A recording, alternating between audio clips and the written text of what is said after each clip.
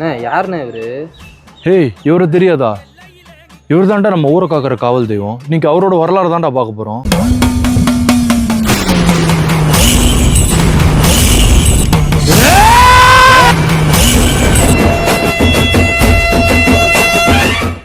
பாம்பனையில் படுத்தபடியும் பாம்பையே தரித்தபடியும் ஈசனும் பெருமாளும் உலகை பரிபாலிக்கின்றனர். அதே சமயம் கிராமப்புற மக்களுக்கு எல்லையை காக்க ஐயனார், கருப்பன், முனியப்பரின் துணையும், மழை பொழிந்து பஞ்சம் தீர்க்க மாரியம்மன், பாஞ்சாலியம்மன், துரோபதையம்மன் அருளும் வேண்டும். அவர்கள் வழிபடும் தெய்வம் அவர்கள் அன்றாட வாழ்வோடு இணைந்தவர்களாக, மனதுக்கு நெருங்கியவர்களாக இருப்பது மரபு. அப்படி விழுப்புரம், கடலூர், பெரம்பலூர், சேலம் ஆகிய 4 மாவட்ட மக்களுக்கு எல்லை தெய்வமாகவும் இஷ்ட தெய்வமாகவும் விளங்குபவர்தான் வீரபயங்கரம் ஐயனார். 48 ஏக்கர் பரப்பளவில் காடுகள் சூழ்ந்த பகுதியில் இயற்கை எழிலுடன் அமைந்துள்ளது வீரபயங்கரம் ஐயனார் கோவில்.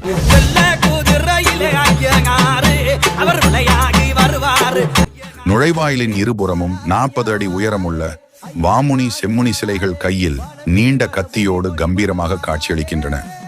உள்ளே இருபுறமும் ஆயிரக்கணக்கான சிப்பாய்கள், யானைகள், குதிரைகள், பதுமைகள் சூழ குதிரையில் கம்பீரமாக அமர்ந்திருக்கும் ஐயனார் அத்தகைய பயங்கர தோற்றமுடைய, எவரும் பயந்து நடுங்கக்கூடிய வீரபத்திரர் வாழ்ந்த ஊர் இதுவென்கிறார்கள்.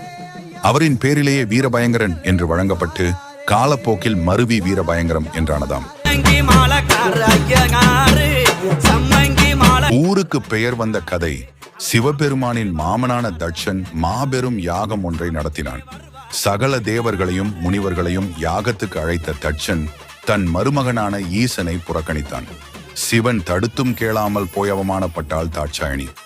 இதனால் வெகுண்டெழுந்த சிவன் தன்னுடைய சடையில் ஒன்றை பூமியில் அடிக்க, அதிலிருந்து ஆவேச தோற்றத்துடன் கிளம்பி வந்தார் வீரபத்திரர்.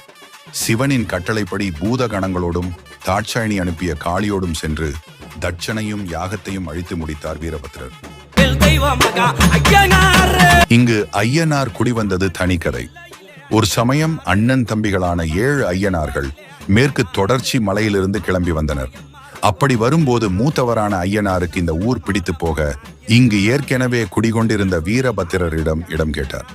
வீரபத்திரரும், இந்த இடம் உமக்கு பிடித்து விட்டது, தவம் செய்ய வடக்கே செல்லவிருக்கிறேன், எனவே இங்கேயே தங்கி மக்களை காத்து அவர்கள் துயர் துடைக்க வேண்டும் என கேட்டுக்கொண்டார்.